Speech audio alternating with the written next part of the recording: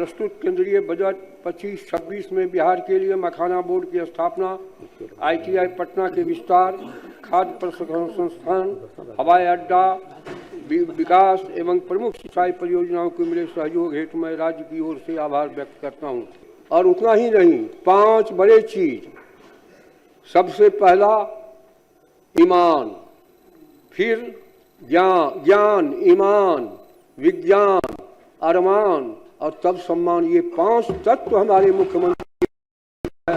ये विस्तृत बिहार, समृद्ध बिहार, ताकतवर बिहार के निर्माण में बहुत महत्वपूर्ण भूमिका निभाएगा तथा विकसित भारत की यात्रा में बिहार की भूमिका को सशक्त बनाएगा। अनुमान है कि बिहार की अर्थव्यवस्था 14.9% की दर से आगे बढ़ेगी।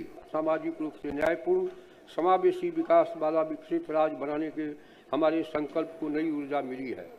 महोदय, माननीय प्रधानमंत्री श्री नरेंद्र मोदी जी के नेतृत्व में प्रस्तुत केंद्रीय बजट 25-26 में बिहार के लिए मखाना बोर्ड की स्थापना, ITI पटना के विस्तार, खाद्य प्रसंस्करण संस्थान, हवाई अड्डा विकास एवं प्रमुख सिंचाई परियोजनाओं को मिले सहयोग हेतु मैं राज्य की ओर से आभार व्यक्त करता हूं। विशेष रूप से पूंजीगत व्यय को प्रोत्साहन देने हेतु राज्यों को प्रदान की गई ब्याज मुक्त ऋण सहायता ने बिहार की विकास परियोजना को समयबद्ध और प्रभावी ढंग से लागू करने के लिए सशक्त आधार प्रदान किया। महोदय, माननीय मुख्यमंत्री जी, आपके दूरदर्शी नेतृत्व और उतना ही नहीं, 5 बड़े चीज। सबसे पहला ईमान, फिर ज्ञान, ईमान, विज्ञान, अरमान और तब सम्मान। ये 5 तत्व हमारे मुख्यमंत्री है। ये विस्तृत बिहार, समृद्ध बिहार, ताकतवर बिहार के निर्माण में बहुत महत्वपूर्ण भूमिका निभाएगा। दूरदर्शी नेतृत्व और केंद्र सरकार के समक्ष बिहार की बात प्रभावी ढंग से रखने के लिए मैं माननीय मुख्यमंत्री जी का हार्दिक धन्यवाद देता हूं। आपके निरंतर प्रयास के परिणाम स्वरूप बिहार की प्राथमिकता को महत्व देते हुए राष्ट्रीय प्रगति के अनुरूप राज्य को विकास की मुख्य धारा में आगे बढ़ाने के लिए केंद्र सरकार की पूरी तरह से प्रतिबद्ध है। यह साझा संकल्प विकसित और आत्मनिर्भर बिहार के लक्ष्य को मजबूती देगा तथा विकसित भारत की यात्रा में बिहार की भूमिका को सशक्त बनाएगा। महोदय, एक तरफ जहां भारत विश्व की अर्थव्यवस्था में सबसे तेज गति से आगे बढ़ रहा है, वहीं दूसरी तरफ बिहार की आर्थिक विकास दर भी तेज गति से बढ़ने वाले राज्यों में शामिल है। 25-26 के लिए अनुमान है कि बिहार की अर्थव्यवस्था 14.9% की दर से आगे बढ़ेगी। महोदय, न्याय के साथ विकास के सिद्धांत पर चलते हुए बिहार ने 7 निश्चय 1, 7 निश्चय 2 के माध्यम से रोजगार, शिक्षा, स्वास्थ्य, कृषि आधारभूत संरचना में उल्लेखनीय उपलब्धि हासिल की। अब 7 निश्चय 3 के संकल्प के साथ बिहार को देश के अग्रणी विकसित राज्यों की श्रेणी में लाने का लक्ष्य रखा गया है।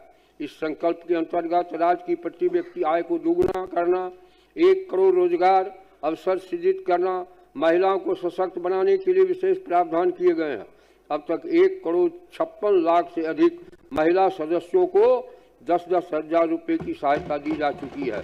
साथ ही उनके व्यवसाय को और आगे बढ़ाने में मदद करने के लिए 2 लाख रुपये तक की अतिरिक्त सहायता राशि उपलब्ध कराई जाएगी।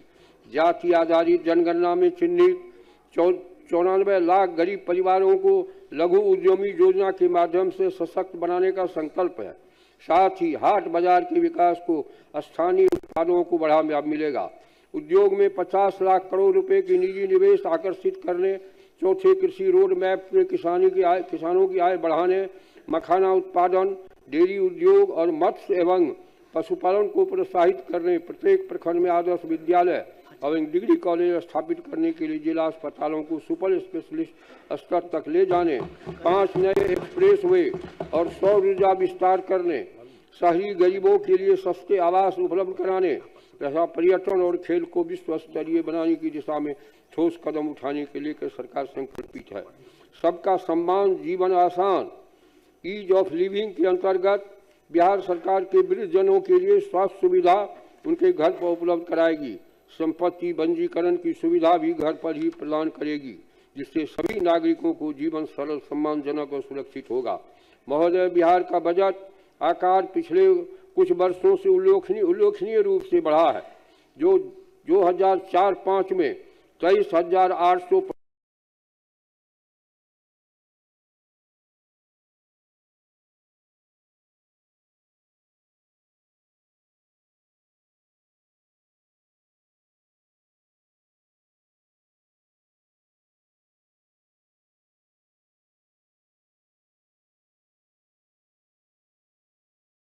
25 करोड़ रुपए से बढ़कर 26 तक, जिनमें पर्याप्त कर बंटवारा, केंद्र प्रायोजित स्कीमों हेतु अधिक वित्तीय आवंटन, बड़े अवसंरचना और कनेक्टिविटी परियोजनाओं के लिए विशेष सहायता के साथ साथ राज्य की बाढ़ और सुखाड़ जैसी संरचनात्मक चुनौतियों को समाधान हेतु नदियों को परस्पर जोड़ जैसी राष्ट्रीय महत्व की परियोजनाओं में केंद्रीय सहयोग अपेक्षित है। ऐसा सहयोग बिहार की विकास यात्रा को नई गति देगा।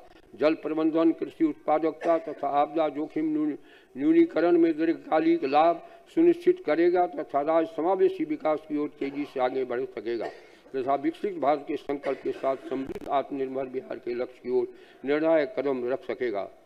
महोदय, इस दृष्टि और संकल्प के साथ मैं अब वर्ष 26-27 के बजट का सारांश आपके समक्ष प्रस्तुत करता हूँ।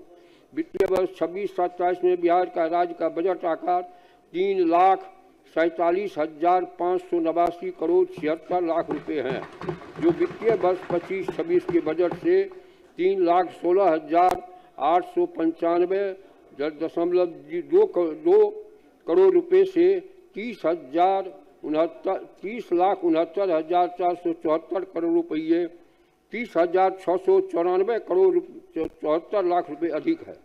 वित्तीय वर्ष 26-27 में वार्षिक स्कीम का बजट अनुमान 1,22,155 करोड़ 42 लाख रुपए है, जो वित्तीय वर्ष 25-26 के बजट अनुमान 1,16,750 करोड़ रुपये से 5,455 करोड़ 42 लाख रुपए अधिक है। वित्तीय वर्ष 26-27 में स्थापना और प्रतिवर्ष व्यय का बजट अनुमान 2,25,434 करोड़ 34 लाख रुपए है, जो वित्तीय वर्ष 25-26 के बजट अनुमान 2,01,35 करोड़ 42 लाख रुपए से 25,258 करोड़ रुपए अधिक है। 26-27 में कुल व्यय का स्कीम व्यय 36.14%, स्थापना प्रति व्यय 64.86% है। महोदय, वित्तीय वर्ष 26-27 में कुल पूंजीगत व्यय 63,455 करोड़ 84 लाख रुपए अनुमानित किया गया है, जो कुल व्यय का 18.26% है, जिनमें पूंजीगत परिव्यय 26-27 में 39,374 करोड़ 6 लाख रुपए परिव्यय अनुमानित किया गया है, जिसमें सामान्य सेवाओं में 6,170 करोड़ 30 लाख रुपए, सामाजिक सेवाओं में 7,424 करोड़ रुपए एवं आर्थिक सेवाओं में 25,824 करोड़ 96 लाख रुपए की राशि प्रस्तावित है। वित्तीय वर्ष 26-27 में कुल राजस्व प्राप्ति 2,85,277 करोड़ 12 लाख रुपये अनुमानित है, जो वित्तीय वर्ष 25-26 के बजट से 2,60,831 करोड़ 24 लाख रुपए अधिक है। 24,445 करोड़ असंगठित अधिक है। वित्तीय वर्ष 26-27 में राज्य के अपने स्रोत से कर राजस्व के रूप में 65,800 करोड़ रुपए प्राप्त होने का अनुमान है, जिसमें 50,000 करोड़ रुपये वाणिज्य कर, 10,000 करोड़ रुपये स्टाम्प एवं निबंधन शुल्क, 5,000 करोड़ रुपये परिवहन शुल्क, 800 करोड़ रुपये भू राजस्व से प्राप्त होगा। वित्तीय वर्ष 26-27 में राज्य के अपने स्रोतों से गैर कर राजस्व के रूप में 9,402 करोड़ 99 लाख रुपए प्राप्त होने का अनुमान है, जो कि वित्तीय वर्ष 25-26 के अनुमान से 8,220 करोड़ रुपये अधिक है की तुलना में 1,142 करोड़ रुपए अधिक है।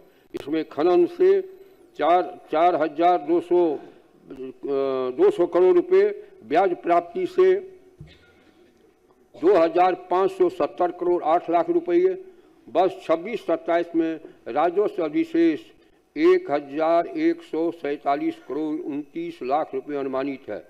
वित्तीय वर्ष में 26-27 में 39,111 करोड़ 80 लाख रुपये राजकोषीय घाटा रहने का अनुमान है, जो सकल घरेलू उत्पाद 13,09,155 करोड़ का 2.99% है। सामयिक निधि में राशि वित्तीय वर्ष 26-27 में सकल व्यय 3,53,045 करोड़ 15 करोड़ रुपया प्रस्तावित है, जिसमें निवल व्यय 3,47,589 करोड़ 76 लाख रुपए है। विदित है कि विनियोग विधेयक के संकल्प व्यय प्रस्तावित किया जाता है। वित्तीय वर्ष 26-27 में सकल व्यय 3,53,045 करोड़ रुपये में मध्य 3,02,242 करोड़ 13 लाख रुपए एवं भारित राशि 50,803 करोड़ 2 लाख रुपए हैं। अध्यक्ष महोदय, माननीय सदस्यों ने मेरा भाषण पूर्ण एकाग्रता से सुना है, इसलिए मैं सदन के सभी सदस्यों के प्रति आभार प्रकट करते हुए मैं वर्ष 26-27 की वार्षिक वित्तीय विवरणी एवं अन्य बजट दस्तावेज को सदन के समक्ष प्रस्तुत करता हूँ। बहुत बहुत धन्यवाद।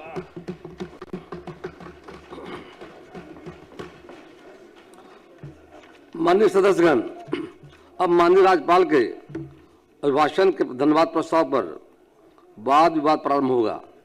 इसके दिनांक 3 फरवरी 2026 एवं 5 फरवरी 2026 को 2 दिन निर्धारित है। माननीय सदस्य श्री संजय सरावगी जी ने राज्यपाल के अभिभाषण पर धन्यवाद प्रस्ताव पेश करने की अपनी इच्छा की सूचना दी है तथा माननीय सदस्य श्री भगवान सिंह कुशवाहा द्वारा इनके अनुमोदन का अनुरोध किया गया है। वाद विवाद एवं सरकार के उत्तर के लिए 4 घंटे का समय उपलब्ध है। कुछ समय बजट प्रस्तुत करने में व्यतीत हुआ है। अगर आवश्यकता पड़ी तो इस कार्य के लिए निर्धारित समय बढ़ोतरी की जाएगी। विभिन्न दलों को उनकी सदस्य संख्या के आधार पर समय का आवंटन निम्न प्रकार किया जाता है। इसी समय में सरकार के उत्तर के लिए भी समय दिया जाएगा।